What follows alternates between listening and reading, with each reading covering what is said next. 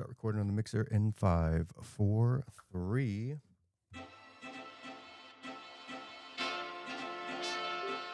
This is the Recovery Lab. Here we dive deep into the struggles, victories, and hope that stem from recovery. No shame, no judgment, just truth, grace, and inspiration. Let's walk this road together.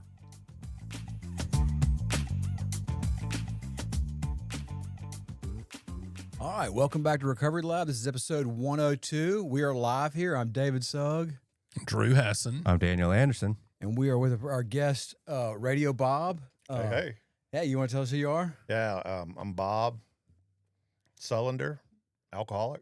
Nice. Glad to be here. We're glad to be have sober, you. my man. Glad to have you, man. Yeah, you got a heck of a story. We're glad to get you on and hear a little bit more about it. First of all, what y'all been up to this lovely weekend, man? Storm dodging and Yeah. a beautiful day today, though. So Yeah. you know, been good. Cooked All a right, little, I'm sure everybody's wanting to barbecue. know, where does the Radio Bob come from? I've been in the radio business for since 1991. You know, I started in college at WHJT and at Clinton. At Mississippi College, they owned a couple of stations, or one station, leased another one. AM 930 is the sports station. Of course, back in that time, if you were wanted to get into sports and wanted to be on ESPN and that kind of thing. So that's one of the things that wanted to do Sports Center. With all back in the days of Craig Kilborn and Dan Patrick and Keith Oberman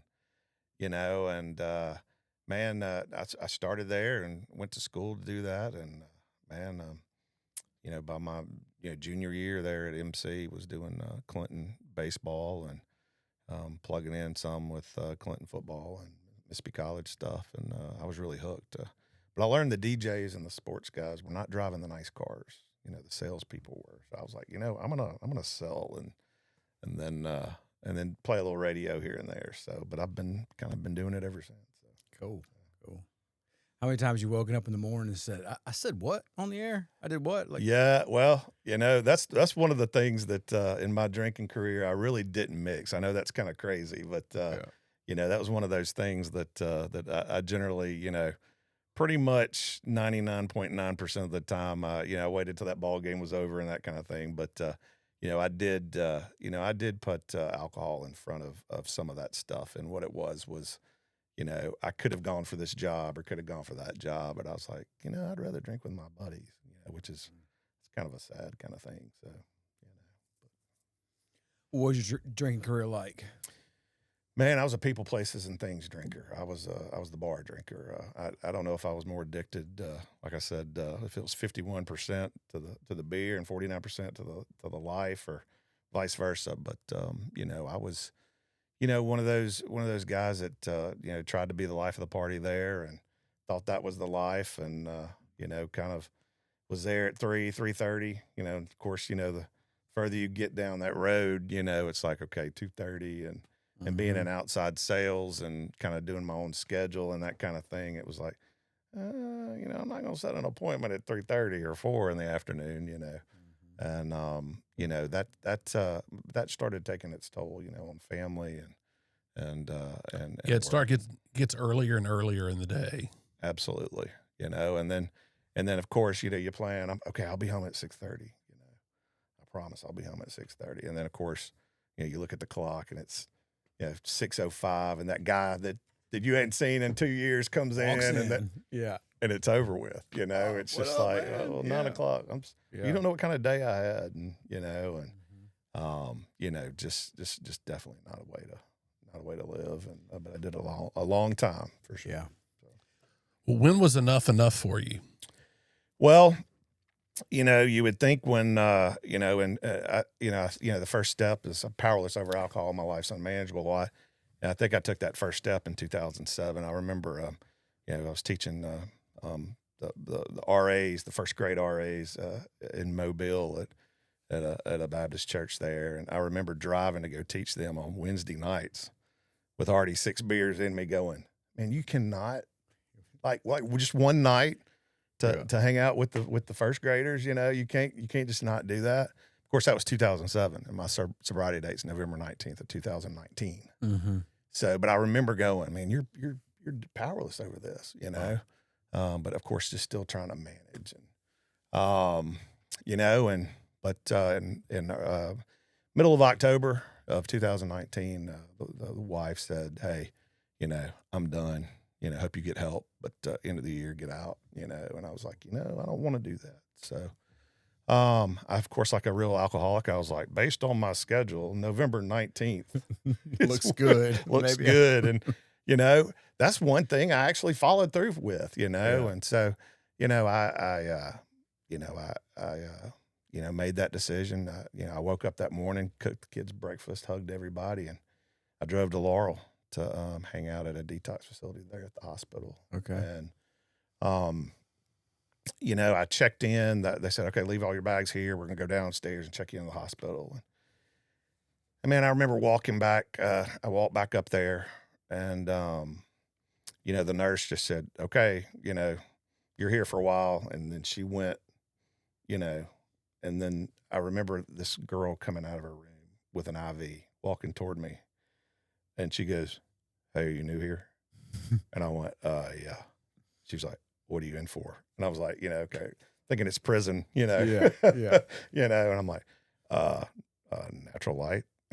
And she's like, "I'm here for heroin and meth." And then she just kept going by me down the hall with her IV. And she turned around and she was like, you gonna come order lunch? It's lunchtime." And then she went into this room. Yeah.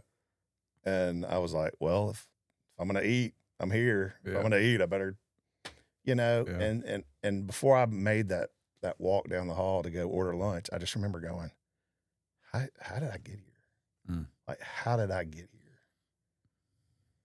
And she helped me order lunch by phone. They brought it up. You know, there was like 5 rooms on this side of the hall, and then it was circular, and the 5 rooms on the other side, and men and women.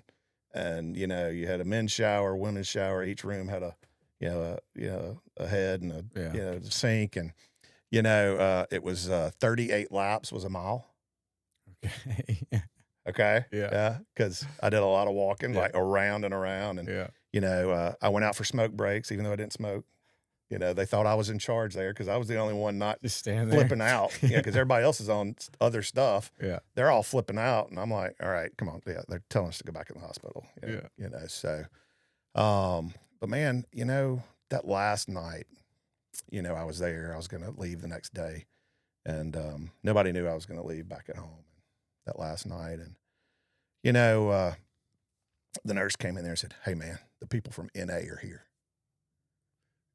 I went, well, I'm leaving tomorrow and I don't have a problem with drugs. Yeah. You know, they're like, they drove 2 hours and nobody here has a problem with drugs are well enough to be able to sit through a meeting. They're all sick. Oh, wow. So I was like, okay. And the girl, you know, of course I hadn't seen anything beautiful like for the last 8 days that I was there or whatever. And you know, she was cute, and she was just like, 90 meetings in 90 days, 90 meetings in 90 days, 90 meetings. And that's all I heard. Yeah. And so when I left that next day, I drove right up here to St. Matthews. Okay. Because it was at noon. Yeah. You know, and that was on a Saturday. And I had a choice then. I could either go watch College Game Day with the guys. Right. You know. Because I knew where they were. Yeah. Or I could make another choice. Yeah. And I remember fixing to walk up those stairs, and I saw a sign, and it said Boy Scouts upstairs. And it was a whole bunch of noise. And I'm like, well, I'd much rather be going to the Boy Scouts than this meeting, you know. And but as I got closer and closer, it was, you know, I knew that, man, this is AA. These is AA people having fun, you know. And so I plugged in, and a lady told a little bit of her story, and then the next day I went to another meeting, different place. Same lady was there. She told her story again. Went to another place the next day, and the lady told her story, and then some dude got like a 33-year chip, and I went, I found the solution. Yeah. This is it. And I'm going to do whatever these people say. So, and it's been a couple days. Yeah, no. So you went from detox to just straight going in the rooms and getting sober in there. You didn't ever go through any kind of formal treatment, any kind of Well, I had signed up for an IOP. Okay. And I remember after that Monday morning meeting, that third meeting where the guy got the 33-year chip, I remember calling, and the IOP was just by my choice. There was no Right. court order or anything like that. Yeah. And so I remember calling in the parking lot, leaving the AA meeting from that church, calling the IOP saying, you can cancel me for tonight. I found a solution. Okay. Now, this is my story, and this is, I'm not, Yeah. everybody needs what they need, Yeah. but I was like, I'm going to do this. If Yeah. somebody can get a 33-year chip, there's no reason why I can't That's awesome. at some point. That's awesome. Yeah. What a miracle that it worked out for you like that. Well, yeah. Well, the Because you know, some people could hear 33 years and think two Yeah. things. One, they're lying. He got drunk last night. Or Yeah. they think there's no way. Like that's such an insurmountable, like I can't even conceive of being sober for that long. and I don't know why I just immediately went, he's got 33 years. But I did. I don't know. There was no doubt in my mind. I don't think it ever went through my mind that he did not have 33 years or whatever the number was. I can't exactly remember, but It's so interesting what actually works with us when it works with us. There were times where I was trying to get sober and I kept relapsing. And I didn't care one thing about hearing anything out of the guy that had been sober for 5 or 10 years. I wanted to figure, how did you stay sober how'd you pull off 6 months? How'd you pull off 6 weeks? Yeah. and I would like to say everything went well after that, but man, my 2020 is my wife still kicked me out, moved twice, filed for divorce, got a divorce, and by the way, there was a virus. I don't know if you heard about it, but so things were, when you're 19-year-old and when your 19-year-old son and their buddy shows up, with a U-Haul, to help you move, like your bed and nightstand, and that's it. The first place you go is, the rental company, because that's the only place you can get a couch and a recliner because of what you've done to your credit and stuff like that. I mean, it's, you sit there and then you go, that's the other moment you go, how did I get here? Yeah. How did I get here? And then your another son and daughter having it, to secure the table to eat at this new apartment that you're renting from the guy that owned the bar that used to drink. It's just the story that plays out. But I remember, and of course I don't ever would suggest this to anyone. For whatever reason, I would go back to where I would go back to those couple of bars that I went to, and have a cup of coffee, and I did it in early sobriety, probably the first 30 days, into 2020, and they would have coffee there for me, and I look back going, man, that was kind of crazy to do that, but I remember going, I'm here drinking this cup of coffee at like 4:05, I'm leaving at 4:30 to go to my meeting after that, and I think it was me going, man, I want to make sure that I know the crap I left. If that, and I don't know if that's what it was or not, but very, very shortly after that, of course, COVID hit, and it was like nobody's going anywhere. Yeah. Yeah. And so jumped on to a lot of Zoom meetings, and I still go to one of the same Zoom meetings I started in March of 2020 every morning at 6:30. So, Okay. and I've flown all around the country meeting these guys. Yeah. And I've been to an AA convention in Vegas for 3 straight years, which is pretty neat. So, God has definitely blessed us alcoholic for sure. Yeah. That's a rough first year, man. It really is. Getting sober, moving out, and we had moved in. Me and the wife had moved in with the mother-in-law because we needed another adult in the room, and so we had renters in the house that we had owned, and I told the renter, said, hey, I really don't want to live at this apartment, that I'm renting. So at the end of your lease, I'm gonna need the house, and so I got to move back in the house where my kids grew up. Okay. And through everything, got joint custody of the kids and had them every other week, and so things kind of got a little bit normal, even though COVID hit and stuff, and just kind of progressed, trying to do the next right thing and staying in the the solution. Mm-hmm. The 12 steps. So.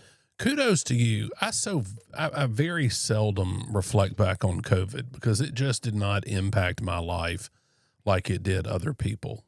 I went to work every day. I mean, I work in a small office, and it didn't. The only way COVID really impacted my day-to-day life was that daycare kept closing. I had a little tiny cub then, and if somebody in the daycare got COVID, they shut it down for 2 weeks. I was like, y'all are killing me. They didn't take 2 weeks less money. I know that. So I've always found it interesting talking to people who really were kind of boots on the ground, early recovery during COVID. And it seems like you found the solution. Well, the Zoom really, you adapted to it pretty well. Yeah. And it gave me an opportunity to help, for service that, Mm-hmm. because, some in the rooms, I mean, we, a lot of times in AA, we're not the most technical people up in those rooms sometimes, and they know how to operate the coffee pot, and that's about it. And so, of course, being in the radio business, I've had to, set up my own broadcast, and, had to know, a little bit about what's going on with some tech stuff. And, so of course everybody's on Zoom, and, okay, you got to mute your microphone when other people are talking, and, and it's just, so I was able to really plug in and really help the, some of the others to, the ones that actually came on in, of course, they, you had some people that, well, it's not the same. You can't hug over Zoom, and like, well, nobody wants to hug you anyway. So, but so it was availability to kind of to plug in and help out on the tech side of it. And I think that's one of the things that I really liked. And I stumbled on this 24/7 meeting that was running every hour, every day, 24/7, top of the hour it would turn. And they had some service positions that were just like the greeter. Like you would just text when somebody would pop in the meeting. Hey, glad you're here, Joe. And so I would plug in there, and I was like, hey, well, maybe I can, there's all it is. They want you to have 30 days sobriety to chair a meeting and, just help out. And I'm like, well, I can read the daily reflection to people on here and say, hey, that's the topic, and then shut up. And, and so it was really neat to be able to do that. Of course, COVID, I wasn't going anywhere. Wasn't like the dating life was really great right then. Nobody was going anywhere, and, going through a divorce, and, I had kids every other week, and, so, even my dog was on, visitation, so, it was just, spending time with the dog. I remember sitting in the apartment one time, and, talking to my sponsor, and, I was like, man, this just sucks. And he was like, well, tell me exactly what's going on right now. I'm sitting in a rental recliner, looking at a rental couch, looking at a dog that's on visitation, listening to my rental washer and dryer, talking to you, eating an ice cream cone. And he was like, well, at least you have ice cream. Click. Hangs up. And, it just kind of went, and I remembered, I actually have a picture of that ice cream cone, because I remember going, you know what, he's right. And I took a picture of the ice cream cone, and I still have that. So. Yeah, I was talking to a sponsee this past Monday who just he's doing a year and a couple days for his third DUI, and he had just touched down into Rankin County SMCI. He's been in Madison County for 3 months, waiting to get up the road to get in there, and he had just touched down. Man, he's freaked out, dude. He's freaked out. And I'm sitting there, I'm like, I got all this work to do. I'm not really happy. I got thunderstorms coming, but it's like, man, at least I'm not sitting there with him. Golly, it's always something to be grateful for. But thinking about COVID and the online meetings, one of the coolest things that I got to see was people getting sober. Like that was their first interaction with a 12-step meeting. That was insane to see people like, I needed to find a program like this, and the only place it exists right now is online. And they were getting sober and staying sober for like months and even years just on online meetings. I mean, just had never even thought that was even possible. just a really, really cool thing to see. And I haven't been to a whole lot of online meetings since, but I know people who are going. I know people who are still doing it pretty heavily. But that's been a really cool thing to see, is that the message get carried, and work. Even online still. That's been really cool. Yeah, I have it's kind of a surreal, I thought I'd never have fun, once I stopped drinking and going to the bar. And, me and my wife, I decided that, things were time, after the divorce and everything like that. I needed to, hey, kind of branch out and look around. So I decided to marry the next door neighbor. There you go. Like literally next door. Yeah. Her kid would play with my kids, back in the day. And Yeah. so Amanda, that lived next door to me, we got married, she moved in. Now we have renters next door. So Cool. but it's pretty surreal hailing a cab in New York City with your wife. Fairly, we're coming up on 3 years being married now. So we'd been married, 3 months. Yeah. And we hailed a cab in New York City to go to an apartment, and ring the doorbell and go up and knock on a door of a sponsee of mine that lives a block from the Apollo Theater. Oh, wow. That I met on an online meeting. Oh, wow. That's crazy. And we ate dessert with him and his partner, and she's like, of course, she was blown away that this guy from Mississippi's sitting here, and Jim and I, he's he's a great guy, and it's just kind of funny. He's like, man, will you be my sponsor? Yeah, he said, well, man, I'm an atheist. And I went, okay. I said, well, do you believe that I have a God? And he was like, well, yeah. I said, well, okay. Well, tomorrow morning, get on your knees and say, Bob's God, keep me sober, keep me in your will, let me help somebody else, and we'll figure it out. He said, well, I'd feel weird. I said, well, you've been praying to Jack for a long time, so, why don't we try this? And about 6 months in, he was like, I was praying to God this morning. I went, oh, well, we've had a breakthrough. Yeah. Yeah. And, he really keeps me level. He keeps me, Jim, really helps me to, but it's absolutely, if you want what we have and you do what we do, it don't matter how. If you do what we do, you're gonna get it. You can get sober. Yeah. And he's I mean, he lives in New York City, and I'm in Mississippi. That's awesome. So y'all just work. Were y'all getting on Zoom calls to do your step work? Or just That's phone what calls? we did. Yeah. I was really, Jim's a retired professor, so I was like, man, this is really going to be above my pay grade, because that's all he does is books, and so I was like, and this is God. All right, God, how can we go here? What do we do here? And how do I do this with Jim? And I said, hey, Jim, I said, what about this? I said, why don't you get a highlighter and you read, Bill's story or the doctor's opinion first, and then highlight everything you think is important and you tell me about it. Mm-hmm. And then I'll see how that lines up with what I have highlighted, and then we'll do that. And it was almost like, okay, I had Jim teaching me again the big book of Alcoholics Anonymous, and teaching me exactly the steps and that kind of thing. And that's how we did it. And then we get to the part, and he was like, well, what, and of course, oh, well, that's, fearless moral inventory is where we are now, buddy. Mm-hmm. After we've already done the third step prayer, and the real fun one. Yeah. I said, so now I want you to, now instead of highlighting things, I need you to write down everything. Jim. Yeah, and he's like, and then tell you about it. I went, well, we're going to get through everything first, and then you're going to tell me about it. Yeah. Just like you've been doing. And so that's kind of how we went through everything. Yeah. But it was all God. Man, it's just not me. I'm not that sophisticated. That's awesome. And most of the questions, and still to this day, when I have a sponsor, he asks me a question, I'll answer, and then I'll hang up the phone and go, well, where did that come from? Where did, and it's just showing up and seeing what God does.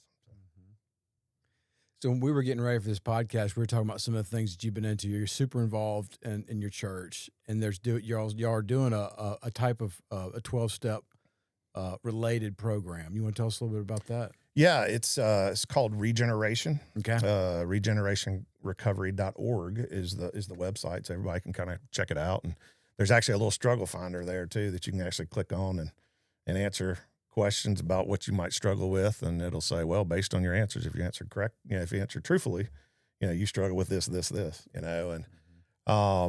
the neat part about it is, when I started this journey, I was talking to our pastor there, Dr. Greg Pouncey at First Baptist in Clinton. I was like, man, I just really wish, that there was a, Soccer Moms Anonymous. And he was like, well, what do you mean by that? And I went, well,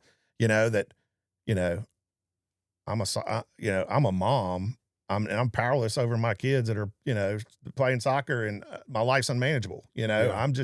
I wish there was something for somebody that, maybe didn't have, a drinking problem or drug problem or whatever, that they could plug into the 12 steps, because there's a reason it works for 77 other programs, the 12 steps, and it's all about God and finding, that connection. And, me and a couple of ministers there, we just started talking, and, one of the ministers was like, what about Celebrate Recovery? And I was like, well, there's plenty of Celebrate Recovery.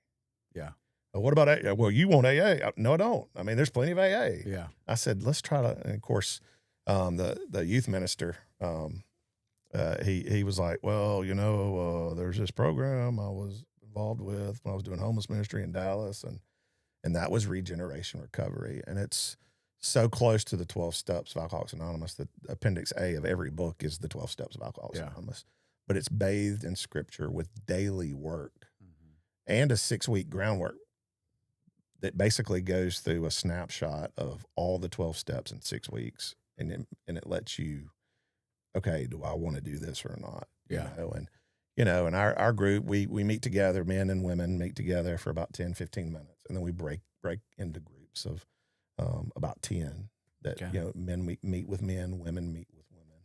And then we go through the daily work that we were supposed to do during the week. And, and it goes through the steps, and really in depth and it's bathed with scripture, of where these steps, how that means. And of course, it's a little bit different than there's, it's, Jesus Christ is, the pointing everything to Jesus Christ, that you can't get anybody sober. It's Jesus Christ that can get people sober. And that's one of the neat things about it. And what I have found is I have seen people break free from a lot of other things other than just,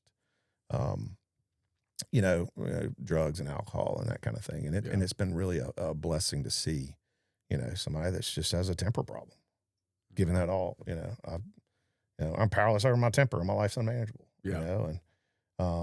and seeing how the same steps that helped me have helped them. And step 6 and 7, and this, I think we were talking earlier that, the big book of Alcoholics Anonymous, step 6 and 7, a couple paragraphs, but a whole lot of work that you got to do. And of course, with the regeneration, you have repentance sheets and stuff like that you go through, and it puts people through daily, an actually daily plan to get through the steps. And in order to launch that to the community, we had to actually go through it ourselves. So we had like a kind of a pilot group of about 20 of us at First Baptist in Clinton that went through that. And now those same people are actually taking others through it now. So we have about 45, I think, something like that, that are going through. And I'm sure it'll continue to grow. So yeah, cool. So I don't know. There's been this thing in AA for a while, or some of my 12-step groups that I go to, where like the like hardcore religious zealots, the people who just come in like scream religion, scream Jesus. They just don't really stay. They just don't have a great, like, I don't know what it is, but just a great outcome. A lot of them are just like, I'm all about this all the time. When they mention all the time, they get all preachy. They seem to not really stick around and stay sober. So what do you see that? Do you think this is different? How do you marry the 12 steps, sticking with it, but not getting so carried away that it just seems like, I don't know. I don't even know how to articulate it. It just seems like everybody that comes in screaming Jesus doesn't stay sober in the 12-step rooms, or at least not that Right. that often. or they just go away, you know? Yeah. And, I look at, if somebody comes in and goes, my higher power is the win, like, I've had people ask me, well, how do you react to that? And I went, well, I've learned to pause, so I don't have to do anything. I might not even know who they are, but generally what I do is I catch their name, okay, Mary's higher power is the win. And I generally bow my head right then and go, God, please let them know, I pray for Mary today. Amen. And you know what? If that's probably the best thing that happened to Mary today, that I just, hey God, I pray for Mary today. Amen. Yeah. And so that's how I look at it. And I can't tell my dog what to do. I'm not going to be able to, scream and pray. It's you've got to want what we have, and do what we do. And I firmly believe that the spiritual awakening is from working the steps, having had a spiritual awakening as the result of these steps, step 12, and it points you. And I really believe too that the little thing on the end of there that people miss, is, and practice these principles in all our affairs. Because if you're stealing, lying, and cheating, you're not going to stay sober. Yeah. So you best be doing these steps at work, at home. I remember a guy was like, man, I don't know why I can't stay sober. Could it be girlfriend A, B, or C that your wife doesn't know about? Yeah. So. Living that life. Naughty. Stuff. What now do you find the most rewarding? Is it your work with the regeneration recovery, or is it work in AA proper? I just, for me, it's being available. Number one on my gratitude list is availability now. I'm available to be there for like my family and my mom. Of course, I have 5 kids. Got a son, lives in Memphis. That's named JP. He's 24. My son Drew's 22. He's plugging in at Hines after checking out the real world for a while. I got a son Jacob. He's 20. Jacob's at Mississippi College, and Ramsey, my daughter, is 19. And my bonus kid Griffin, he's at Mississippi College as well. And all of the I wasn't available for them growing up a lot, and now it's even hard to really connect, and that's something I really have to work on, and really connecting with them, and really connecting, being available to my wife now, that's something that I try to work on as well, because, I'm new to this. I'm 5 years old. It's like if somebody asks me, well, what's your favorite restaurant? I don't know. I've never been there, not drunk. What's your, what's this? I don't know. HD TV, that's a real thing. I was either drunk or hungover since it came out. I mean, it's real, Yeah. So, but really, I love being available when it's, y'all know this. I mean, your phone rings and you see that call come in, you're like, but to be able to answer that call with somebody on the other end that needs help, Yeah. So availability with my mom, I'm taking my mom, is, assisted living, and just being available for her, and, and being available for other family members is really my thing. So, I love getting up and going, all right, God, what do we have today? What do we got here? And I really try not to judge things as good or bad. It's really, okay, God, this is what we have. How can I be of utmost service of what we got right here? So, and whether it be at work or at home. So it's good. It's been good getting back into sports. A friend that I was on the radio with for a long time, JT, from the JT show. He called me once COVID hit, and he said, "Man, I've had a bad diagnosis of cancer, and I know it's not exactly what you've been going through, but we can kind of go through this together." And he said, "Man, I really need you to help with doing this, helping me out with this football coming up with Madison Central, because I'm not going to be able to do the games. And can you just do the away games for me?" Yeah.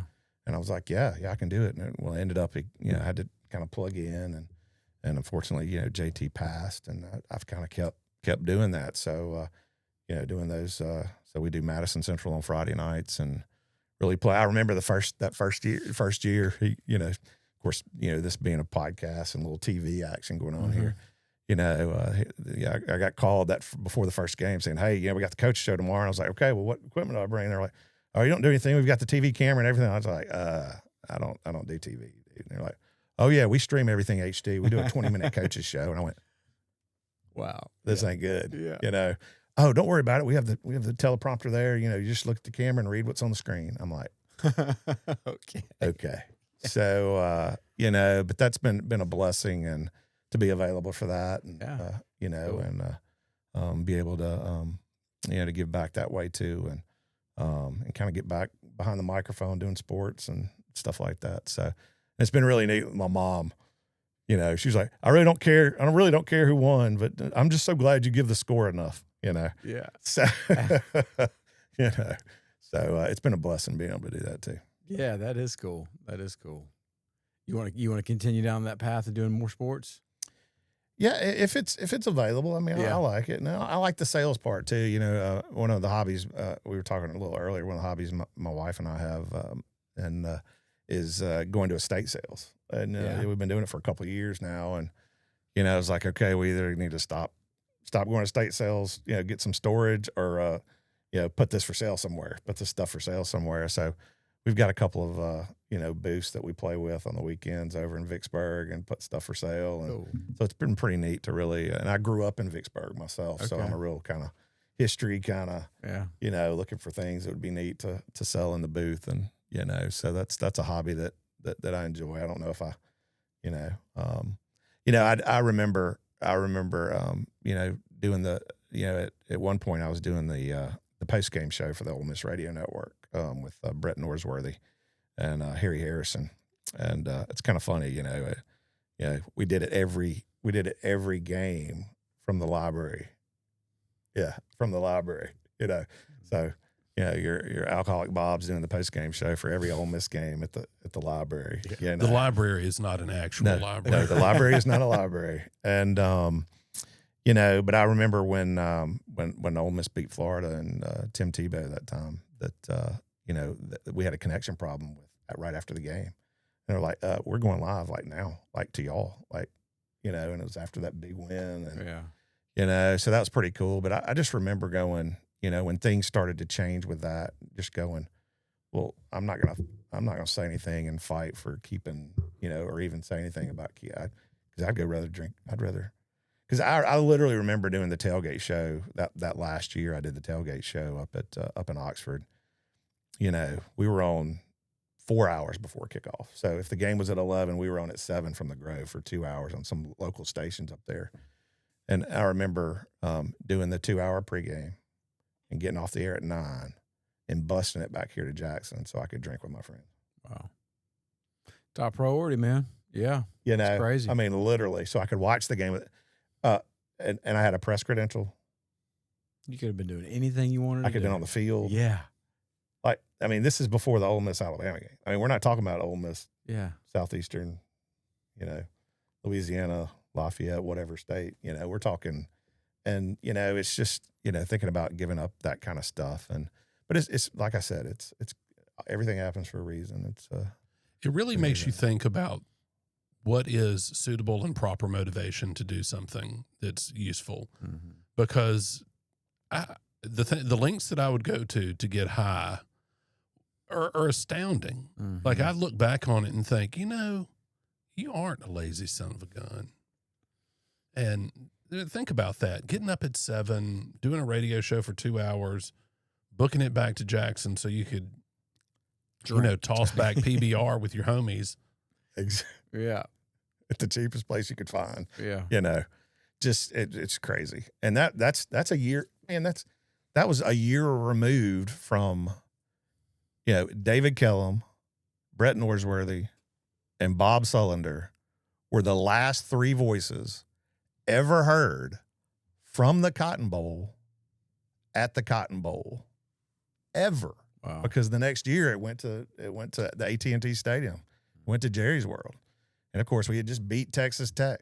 And of course the Texas Tech broadcaster, they were gone in 5 minutes, Of course we were having a 3-hour party after the game. So, that's, to be there and then go, I'll go drink with my buddies. Yeah.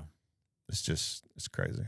Well, it's powerful, and it's still out there crippling people. I went to court this past week, and I was meeting with the attorney on the other side, and it's 9 o'clock in the morning, and he smelled like a PBR. Come on. And I thought, you poor bastard. Mm. That's a tough grind. Mm-hmm. I doubt he's listening to this, but if you are and you know what your name is, you were drunk. And it was 9 o'clock in the morning. Man, been there, done that. Golly. For sure. Yeah, the things we surrender so we can just, have a few more drinks. Isn't that what they say is like we just give up. We gave up everything for that one thing. We gave up all of life just to have a drink. And now all the 12 steps ask us to do is just to give up that one thing and we get everything back. And you're a shining example of like getting all that stuff back. It's super cool to see you, getting back into getting married, getting to the homesteading, getting into the antiquing stuff. I mean, that's some really cool stuff, man. You get to have a life again, getting a lot. And you've scholarshiped a couple of people into our sober living homes. So, I mean, I know you're doing other work outside of, just outside the church, just straight up boots on the ground, helping people just do basic things like find housing and just get back on their feet. So I really appreciate you doing some of that stuff. That's been really cool. Man, just glad to be available, man. Yeah. And it's, if anything I can do that, I always tell, I always go when I meet somebody new, I was like, okay, I'm not going to go down. I'm not going to tell them. And it's like, man, let me tell you a little bit about my story. I'm an alcoholic and blah, blah, blah. And this. And they're like, and I said, the reason I'm telling you that is because if you ever know of anybody I can help, you have my number. Mm-hmm. I have the solution. Just call me. I have it. I've got it. And it ain't me, but just call me. Yeah. I remember like 2 weeks out of, they told me after I got out of detox, go see your doctor. Mm-hmm. So I went to see my doctor, 2 weeks after, and I told her, and I was like, I have the solution. I'm like 2 weeks, Yeah. I can help anybody that, and, it's, of course, a lot of times, like, okay, all right, whatever. But, anyway, I love, yeah. Yeah, I usually don't refer psych people consult. until a year, but how we get, we always, that early sobriety, we want to help, but, it really is. It's almost, I'd go into a lot of conversations of people that I've never met before. And it's like, I say in my mind, okay, I'm not going to say it. I'm not going to, and it always comes Don't be up. weird. Don't be weird. Yeah, I know exactly. And it always comes out that, because that's, my greatest asset now is availability, and I can help and be able to reach out. So. That's cool. That is cool. So doing the stuff at your church, have y'all had anybody just getting sober? Have you had anybody that's like, hey, I might want to, my issue is actually I'm an alcoholic and I want to get sober and I'm going to use this program. Have you seen some of you guys in your church actually using that to get sober? Or Yeah, a couple of guys in our group have that that issue, and they're plugging in and that kind of thing, and going through the steps. And of course, at first our first core group were people that people some of the ministers of the church and stuff like that, and and wives of others that were in there. So this is kind of our first foray into other people coming in, and so we're actually on step 9 right now. So we're going through starting those amends, and and of course what I found is everybody, of course, it doesn't matter if you're in AA, NA, or whatever. You always want to jump steps, right when we were step 3. Well, what's this about 4 I'm hearing? Yeah. Because everybody's talking about it. But it's I think the main challenge is when somebody new comes in the middle. Right. What are we going to do? How are we going to, and I think once we get through this round of getting other people through the steps with regeneration under their belt, then we'll be better to when somebody comes in and goes, hey, I want to do this, break them off with a couple of other people to start that groundwork, and then get them going through the steps. So, there's some, the cool thing about it, the Watermark is the church that came up in Dallas that kind of came up with this kind of program, Regeneration Recovery. And, they have a lot of tools and videos and, speakers and, that really help, that can help point you, through the steps of regeneration. So, well, there's plenty of stuff out there to become addicted to that's ruining people's families. Porn, gambling, shopping. Plenty. There's plenty out there. Horse racing. Oh, that online sports gambling is really crippling people. Oh yeah. It's going to be the next big thing. Thank. Like really, it's bad. I was watching. There's a news thing that I watch on YouTube. He's a little more conservative. She's a little more liberal, and it's really pretty good. And he had a long spiel the other day about the dangers of online gambling, and it is crippling young people, especially the 18 to 25-year-old man. Wow. The amount of credit card debt is astronomical. Like it's fixing to start ruining a whole generation. Wow. Online gambling. Yeah, step 7 in the 12 steps and 12 traditions, that second page of that step 7, it says, never was there enough of what I thought I wanted. And just a snapshot of me is, I literally have 50 coffee pots in my kitchen, like literally from when that's the first place I look in a estate sale house is, okay, what coffee pot do they have? And like you got a thing about coffee makers, or you're like, it's what? everything. It doesn't matter what it is. I had to rent to own that one coffee pot, and it's never going to happen again. Like from the percolator, I've got a percolator that looks like a Queen Anne's silver. Okay. You know what I'm talking about? But it's all dingy and dirty because you have to actually put it on the eye. Heat it on sterno or something. You have to actually heat it, and it's like it's I think the patent is burn all your knuckles. The patent is $18.95 on this. Wow. Yeah, but well, they say the only thing that you need to start a 12-step meeting is a resentment in a coffee pot. So if you got a resentment, there you go. You're sick of your group, call up Radio Bob, get a coffee pot, and start a meeting. He's got them. I could get you taken care of, though. So anyway. So beyond that first tough year, what's been one of your biggest challenges doing the deal besides COVID? Some of the other stuff. What's something fresh that's been a real challenge for you having to lean on God for? Well, just I think with like everything, it's just life on life's terms. Just things happen, and if you have kids in your life, just. You never know what's going to happen, and and of course, they're at the age of my kids, they're 19 to 24, and that's when the real dumb choices get made. Yeah, and it's you just kind of, you never know what the next thing is going to be, but I still, like I said, I still stay close to the program and sponsor individuals and try to help, and I still raise my hand every time I'm in a meeting.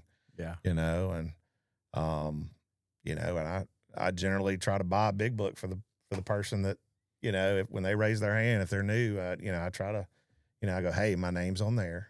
I said, and why don't you do this? Why don't you just call? I need somebody to call me. Why don't you call me, check on me, and read the doctor's opinion, and then we can kind of go through it. But I need somebody to check on me, and my number's right there.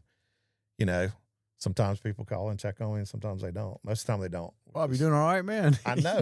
I don't ever get that, but at least they have somebody that you know, Yeah.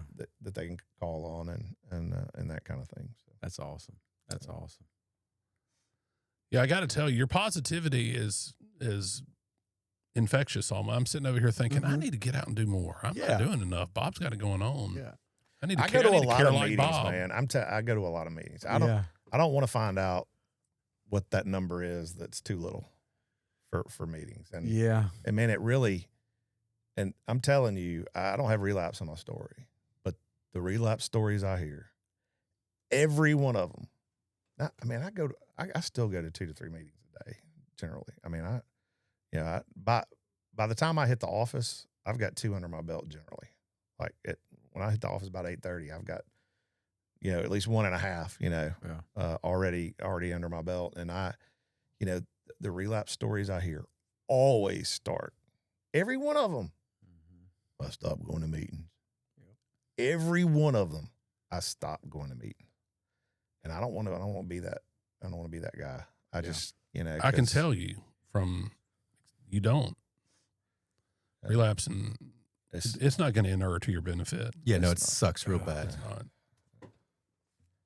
I just, and so I just keep plugging away, you know, and of course, you know, every now and then I'll get, you know, from the house, from somebody, you going to a meeting today? You know, and you know what that means. It's, you know, kind of grumpy. I need to get back in the, you know, things aren't, I need to get back, get my alignment back together, so to speak. Yeah. So.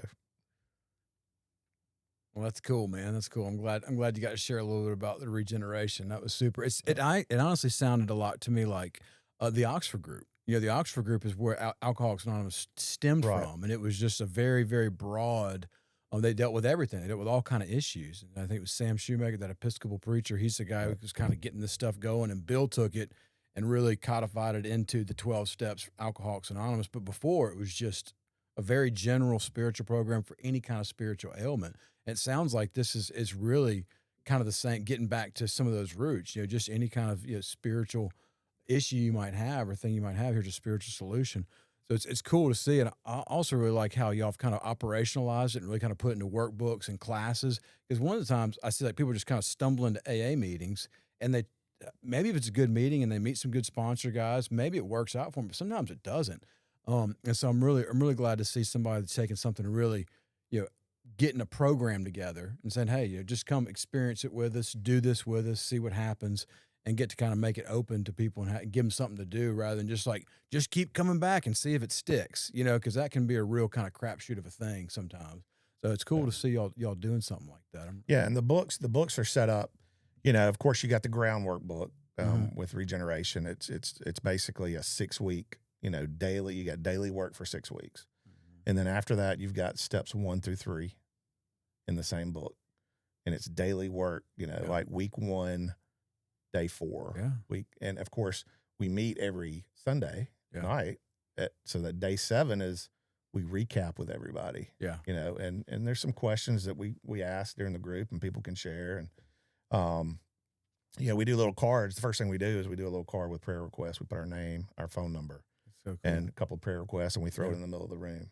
And then at the end of the meeting, we grab the prayer request and we check in with that person during the week. And, you know, book, you know, steps 4 through 6 are in the same book.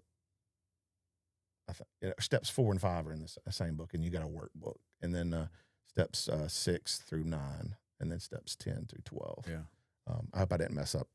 Maybe I messed up one of the. I have the right number of books. Yeah. You know.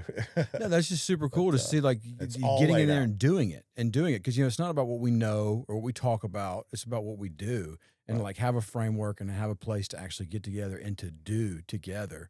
Because it doesn't matter if I believe it or not. If I do this stuff, I will get a result. I will get some kind of result. So it's really cool that y'all actually doing the stuff rather than just kind of talking about it and then hope you do it on your off time. That's awesome. Right. It's really cool. So it gives accountability. We kind of check in with each other too, and that kind of thing. Accountability is the biggest thing, isn't it? Well, look, seeing the clock up there, we're ticking away and almost towards the end, but I get to ask my 2 favorite questions. What do you do poorly in your recovery? I would say my nightly inventory. you know, because I am not a night person. I did my inventory well, because when I close my eyes, I am out. There's no doubt I'm gone. I mean, it's just like, you know. No trash down for Bob, huh? Just right. It's not the 10th. It's just not good at night. However, I've kind of incorporated that, you know, on awakening. You know, it's kind of when I look and, you know, and I was like, you know, I heard somebody go, hey, it's your own program. You know, why don't you make it your program? You know, and so on awakening, I kind of revisit, okay, what did I do yesterday? How did I, you know, what do I need to take care of, and that kind of thing. Because I know if I don't do that, I'm not going to sleep that night, you know? So I guess probably that's one of the things, you know, that I probably, and I don't call my sponsor enough. I know I need to call my sponsor more. I need to check in more with him, you know? Right. You know, the flip side is, what do you do well in your recovery? I love people. I love meeting new people. Man, you put me, I guess that's why I like the bar so much is, man, you drop me off at a bar, I don't know anybody, I'm in. You know, I love meeting new people, and I think the connection is you know, what I do, and be able to connect people with other people. I think that's one thing probably the best thing that I do is I'm kind of personable. I get it. You are personable. I can see that.